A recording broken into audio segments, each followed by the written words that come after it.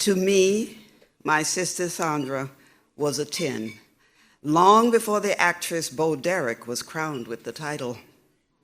When I was a skinny 13-year-old trying to hide my eczema-covered, nail-bitten hands, Sandra was a beautiful, confident 18-year-old senior at our high school. She was smart, a majorette with the school band, had an angelic singing voice and a dazzling smile.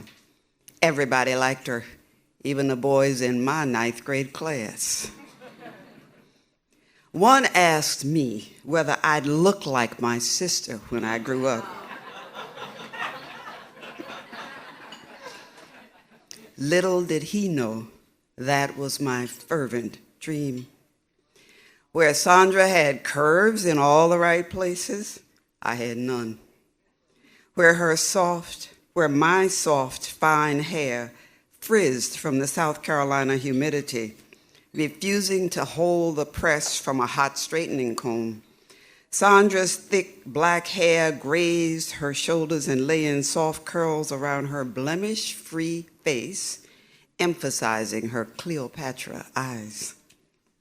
My narrow hips, skinny legs, and skinny arms shamed me whenever I saw a full-length photo of myself.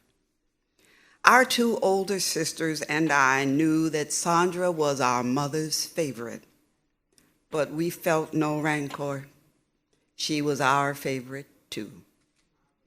To her, I was just her annoying little sister who tried to imitate everything she did. I even copied her handwriting. But because I understood the strain our mother endured as a sole caretaker for 5 children, I obeyed Mama's strict rules. Sandra, strong-willed and fearless, flouted every rule our mother made. She also loudly voiced her disagreement with those rules and took, without complaint, the swift punishment that usually followed. I muttered my disagreement in the confines of our clothes closet. Boys came to our house on Sunday evenings in shifts to sit beside Sandra on the sofa, ostensibly watching the Ed Sullivan Show while our mother kept a watchful eye over them from her nearby bedroom. One boy drove 96 miles from Charleston to Sumter every Sunday just to sit beside Sandra and chat for an hour. Seemed to me she didn't like him any better than any of the other boys who pursued her. When Sandra was voted prettiest girl in her senior class, I cheered. But Sandra's beauty carried with it problems I did not want. She loved parties and good times with friends, no matter what the price.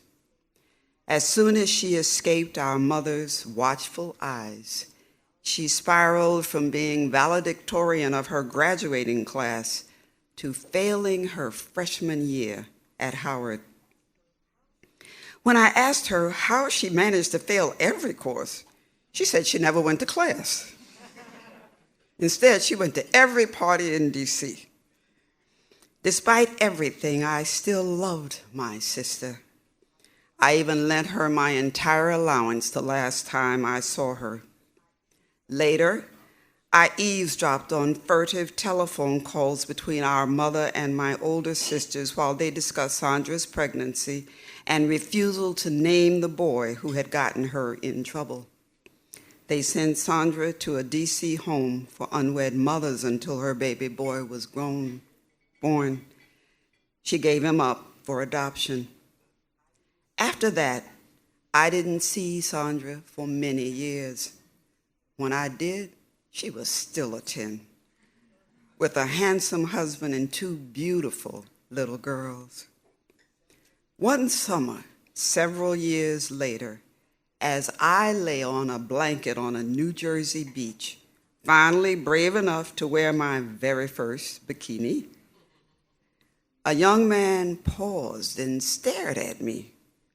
I tried to ignore his stare.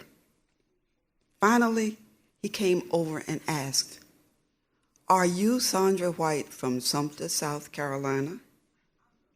"Nah, I'm her baby sister, Sarah," I answered. "Wow, you look just like her," he said. "How is she?" When I answered, "Fine," he laughed loudly and said, "I'm sure she is. She was always fine." I couldn't stop smiling after he walked away. Someone had mistaken me for my beautiful sister, Sandra. Finally, I felt like I too was a 10.